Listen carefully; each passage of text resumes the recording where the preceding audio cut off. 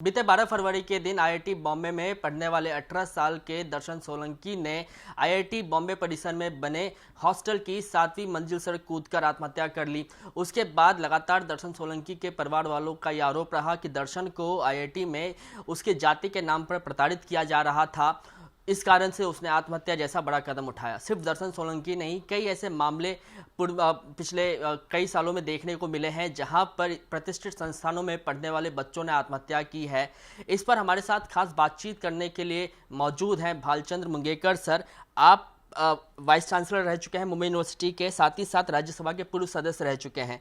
Sir बताइए कि दर्शन सोलंकी ने हाल ही में आत्महत्या की है, लेकिन साल 2021 में जब शिक्षा मंत्री, केंद्रीय शिक्षा मंत्री धर्मेंद्र प्रधान लोकसभा में जवाब दे रहे थे और जवाब देते समय उन्होंने ये कहा कि 2014 से लेकर 2021 तक इन प्रतिष्ठित यूनिवर्सिटीज़ में पढ़ने वाले कुल 122 बच्चों ने आत्महत्या की है। आप क्या कारण समझते हैं, बच्चे आत्महत्या क्यों कर रहे हैं?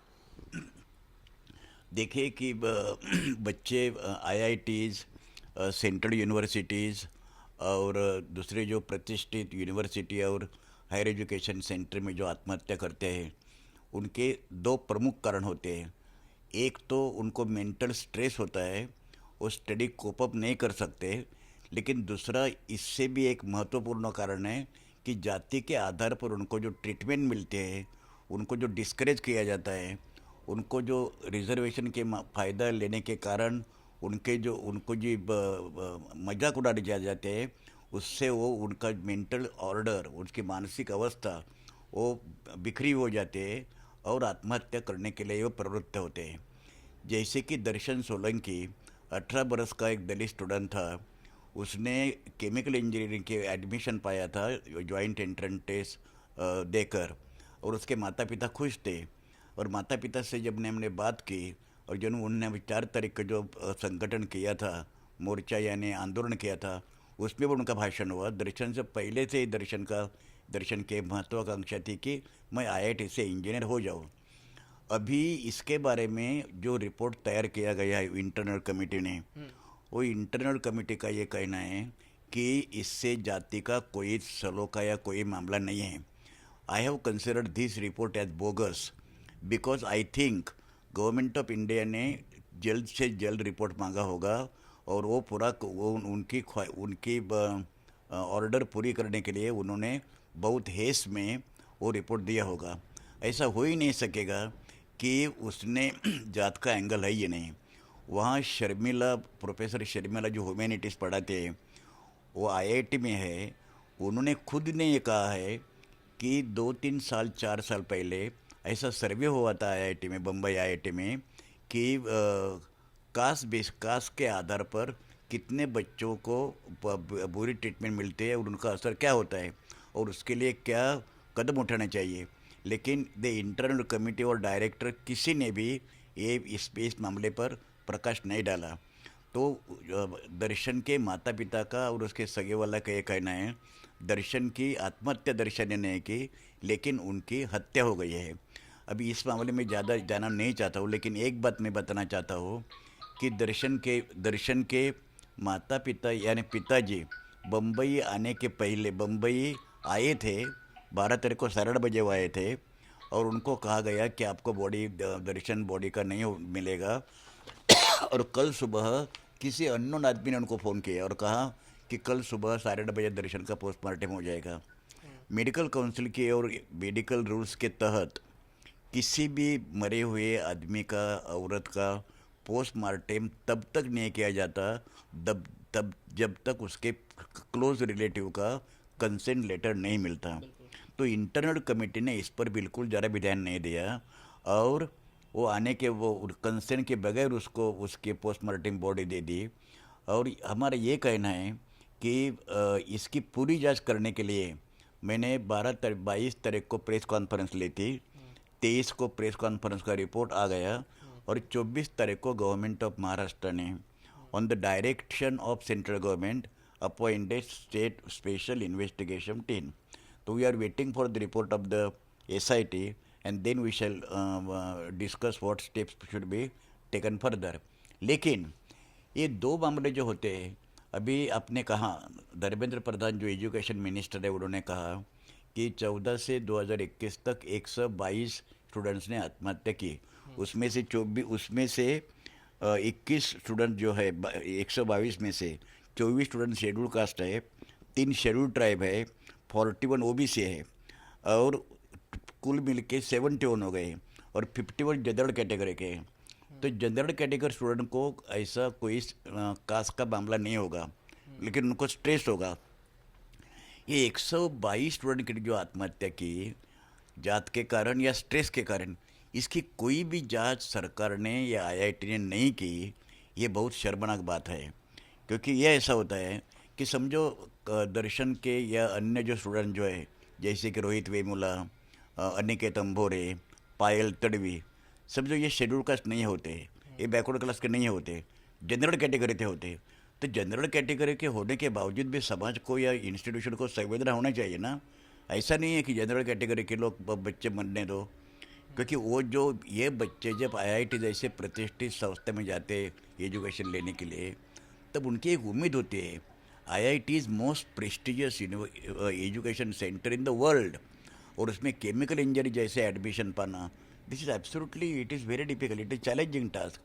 तो दर्शन को यदि कास्ट डिस्क्रिमिनेशन हुआ होगा, there is no doubt in my mind, क्योंकि उसने 12 तारीख को 12:30 बजे अपने पिताजी को फ़ोन किया था, और 1:30 बजे उसने खुदकुशी की या हत्या उसकी की गई। तो अभी जो थेरीज जो माने जाते हैं कि उसका पढ़ाई में लक्ष्य नहीं था, his performance was not satisfactory, वो पीछे पड़ रहा था, वो हॉस्टल में बैठा रहता था, क्लास अटेंड नहीं करता था, इसको इंग्लिश लेक्चर उसको फॉलो करने में कठिनाई होती थी, ये सब उसको 1 घंटे में मालूम हो गया। 12:30 बजे पिताजी को फ़ोन करता है और 1:30 बजे उसकी मृत्यु होती है। तो सिर्फ उसको 1 घंटे में मालूम हो गया उसकी कमियां क्या है। I do not believe at all कि उसका अन्य कोई कारण है, बगैर जात के आधार पर उसको जो ट्रीटमेंट मिली होगी उसी कारण उसने ये निर्णय लिया होगा। That is I am sure about it. And जब एसआईटी का जब आप रिपोर्ट देखेंगे तब हम अगली स्टेप इसके बारे में क्या करना चाहिए। लेकिन दर्शन सोलंकी का हम टेस्ट केस करेंगे, न दर्शन सोलंकी का सिर्फ, कोई भी लड़का जनरल कैटेगरी का हो, ओबीसी हो, कोई भी लड़का या लड़की किसी भी कारण जब खुदकुशी करते हैं तो ये समाज का संवेदनशील का मामला होता है।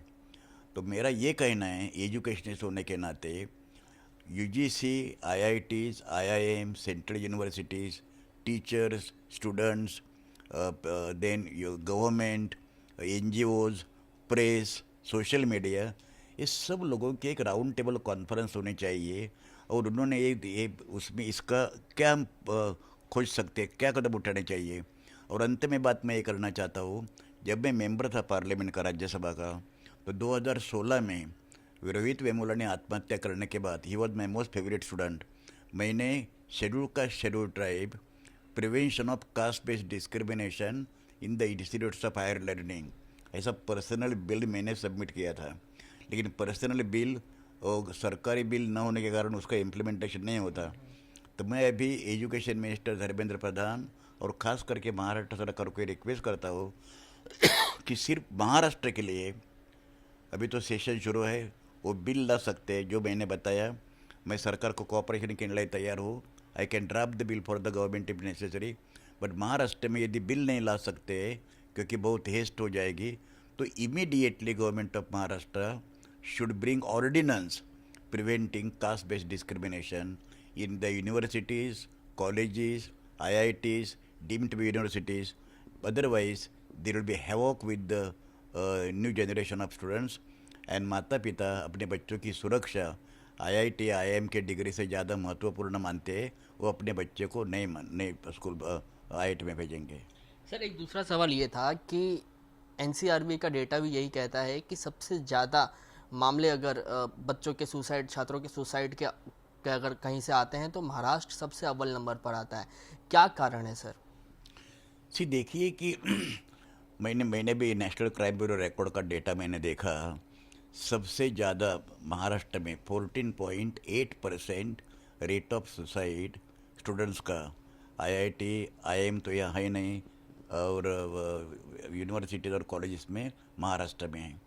आईआईटी पकड़कर, क्योंकि यदि हम महाराष्ट्र में हमेशा कहते हैं कि ये महात्मा ज्योतिराव फुले, राजर्षि शाहू और डॉक्टर बाबा साहब आम्बेडकर, सावित्रीबाई फुले ऐसे प्रोग्रेसिव लीडर्स जिन्होंने इस महाराष्ट्र को पुरोगामी यानी प्रोग्रेसिव दिशा दिखाई, उसकी नींव डाली, इनका महाराष्ट्र हम कहते हैं।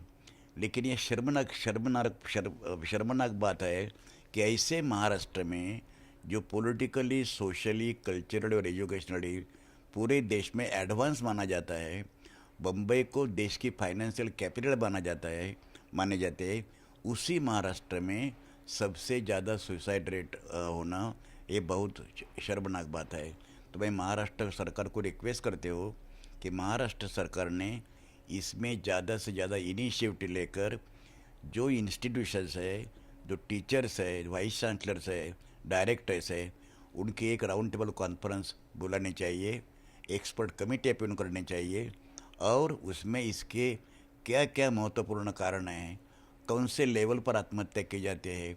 लेकिन सबसे बड़ा जो कारण है वो डेफिनेटली रिजर्वेशन पॉलिसी है, क्योंकि अपर कास्ट नॉन दलित स्टूडेंट्स को ऐसा लगता है कि ये दलित स्टूडेंट्स हमारे आईआईटी में, आईआईएम में, सेंट्रल यूनिवर्सिटी में आते हैं और हमारा नुकसान करते हैं। ये बात बहुत नामुमकिन है, क्योंकि रिजर्वेशन 20% शेड्यूल ट्राइब ये लोगों को होने के बावजूद भी, और जब मैं राज्यसभा में था तब अर्जुन सिंह एचआरडी मिनिस्टर थे, सरकार ने 27% एडिशनल जो रिजर्वेशन रखा ओबीसी के लिए हायर एजुकेशन में, उनका कॉम्पेंसेट करने के लिए, और ओपन कैटेगरी के स्टूडेंट्स के सीट कमी नहीं होने चाहिए, इस वास्ते 27% सीट्स हमने central universities, IIM and IIT में ज़्यादा शुरू किए। तो नॉन शेड्यूल का students are not at all affected. Ultimately, we are coming down that this is the result of the caste bias, the caste mentality, the caste mental disease, and जब तक हम इस caste mentality से बाहर नहीं निकलते, तब तक अनफॉर्चुनेटली ऐसे परिणाम होते रहेंगे। यदि इस वास्ते पूरी ताकत लगाकर ऑल स्टेक होल्डर को इस पर एक इफेक्टिव परिणामकारक कदम उठाने चाहिए। आप कह रहे हैं कि बच्चे जो हैं कैंपस में वो इन बच्चों को प्रताड़ित करते हैं। क्या सिर्फ बच्चे ही रिस्पॉन्सिबल हैं या फैकल्टीज मेंबर भी कुछ हद तक बच्चों को प्रताड़ित करते हैं? इसमें कितनी सच्चाई है? मैं आपको बताना चाहता हूँ, I am very happy Krishna that you raise this question.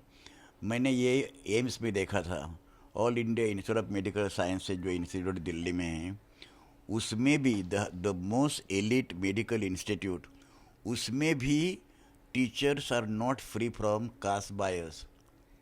जैसे कि there were 28 students and they were failing at one time, एक सब्जेक्ट में फेल होते थे, दूसरी टाइम वो सब्जेक्ट में पास होकर उत्तीर्ण होकर दूसरे सब्जेक्ट में फेल होते थे। ऐसे एक स्टूडेंट 3 4 बार फेल हुआ, and there were 28 students. When I changed the center and I conducted the examination in the Vardhaman Medical College, all 28 students successfully they passed the examination. So non-Dalit students are affected. I mean, they are infected by caste mentality. Teachers are infected by caste mentality. The non-teaching staff and the administration is also infected by caste considerations. And then, puri society is not free from these caste prejudices. So ultimately, what happens at the higher level, that is percolating to the lower level, and what is happening at the lower level, that is reaching up to higher level.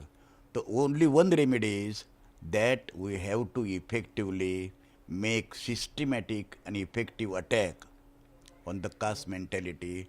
Then this problem will be solved. Sir, हम 21वीं सदी में हैं और ये कहते हैं कि भारत जो है वो विश्व गुरु बनने के कगार पे है, विश्व गुरु बनेगा। ठीक है, विश्व गुरु बनने की बात कही जाती है, लेकिन इसी 21वीं सदी में दूसरी सच्चाई ये भी है कि चाहे वो पायल तडवी हो या अनिकेत अंबोरे हो, रोहित वेमुला हो या अभी दर्शन सोलंकी वाला मामला, ये सवाल ये है सर कि इन सब पे विराम कब लगेगा? मेंटेलिटी चेंज होने के लिए क्या करना चाहिए? किस तरीके से मेंटेलिटी चेंज की जाए? देखिए कि पूरा एक तो काम यह है कि social media has to play important role. अभी देखिए सोशल मीडिया ने जिस कोई अपवाद छोड़कर जिस तरह से संदीप देशपांडे महाराष्ट्र नवनिर्माण सेना का जो पदाधिकारी है पोजीशन वाला, उस पर जो अटैक हो गया, that I condemn that, okay, नहीं होना चाहिए, किसी पर भी नहीं होना चाहिए। लेकिन उसकी चर्चा जित हद तक हो गई उतनी चर्चा प्रेस में, प्रिंट मीडिया ने, इलेक्ट्रॉनिक मीडिया में दर्शन सोलंकी की नहीं हुई। दर्शन सोलंकी तो हो गई, उनको मैं धन्यवाद देना चाहता हूँ। तो सवाल यह है कि all the stakeholder, teacher should be taught to remove communal bias from their names, education system should B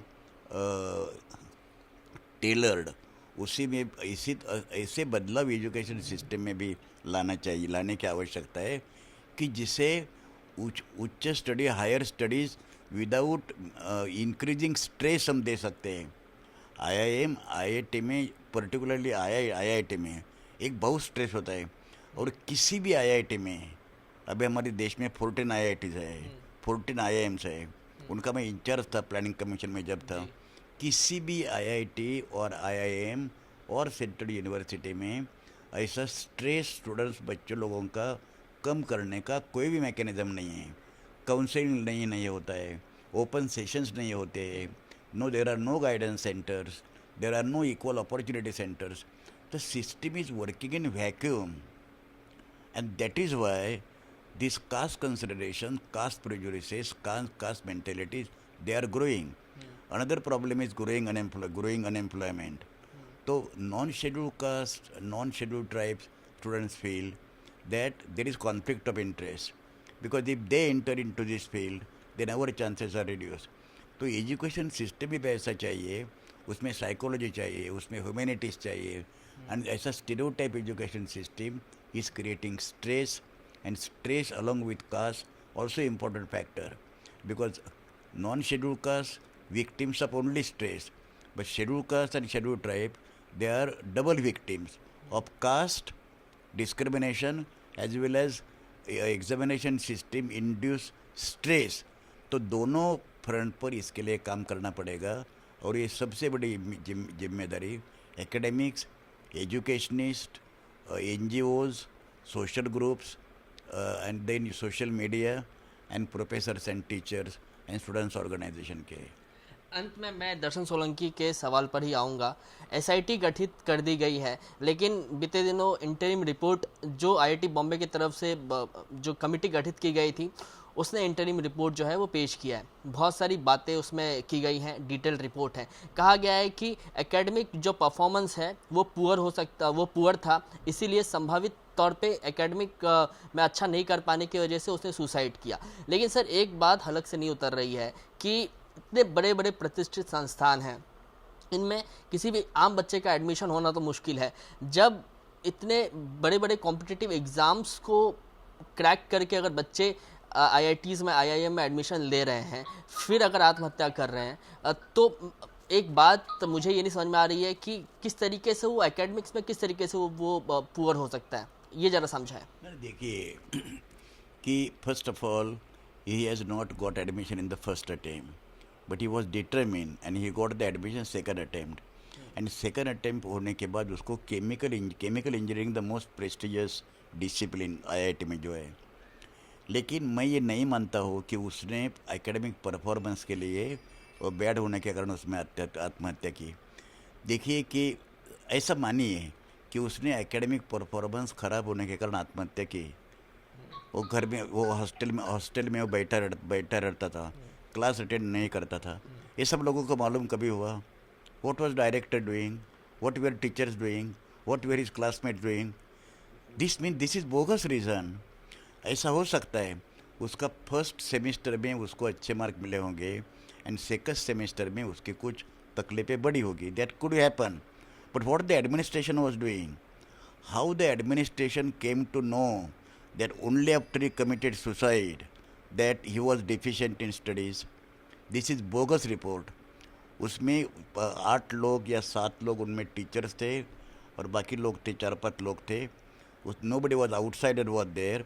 and then 12 तारीख को आत्महत्या करने के बाद जब प्रेस से डायरेक्टर ने बात की तो उन्होंने ये कहा था कि IIT campus is inclusive and there is no question of caste discrimination. This report is exact and reiterating and confirming the stand taken by the director.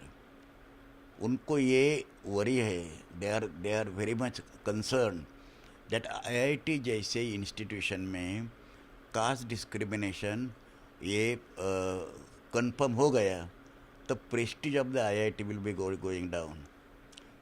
that is the reason I am challenging the internal committee finding.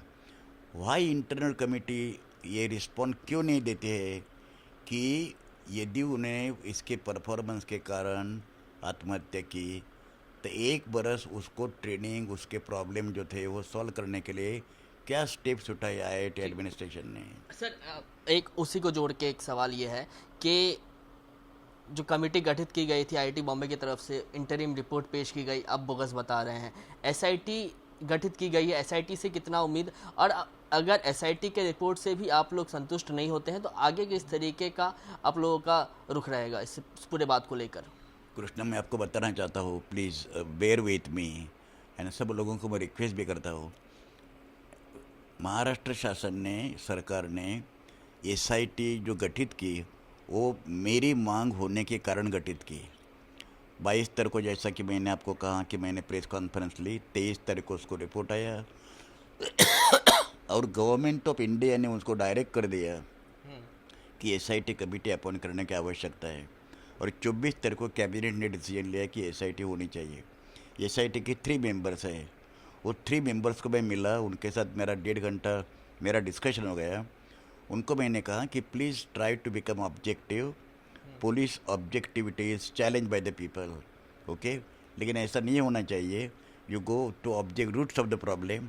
And the main question मैंने committee को कहा, SIT को कहा, the main question इसमें why I call the report bogus कि medical rules के तहत उसका पोस्टमार्टम उसके पिताजी के सम्मति के बगैर नहीं होना चाहिए था.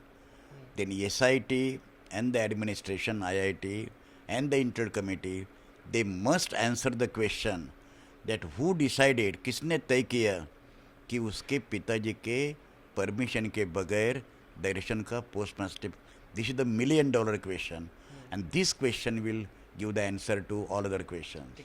धन्यवाद सर हमसे बात करने के लिए. धन्यवाद. कैमरामैन जावेद के साथ कृष्णा ठाकुर, ABP न्यूज़, मुंबई.